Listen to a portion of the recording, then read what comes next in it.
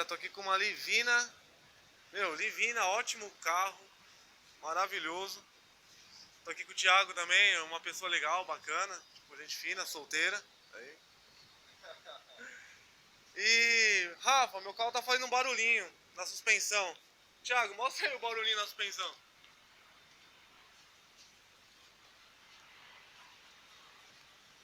Uma humilde folga, aliás, uma humilde férias, né? Ótimo carro, mas se não cuidar, acontece. No caso aqui é bandeja, viu? Bandeja de barra axial. É trocar bandeja, barra axial, mandar alinhar e o carro tá zero.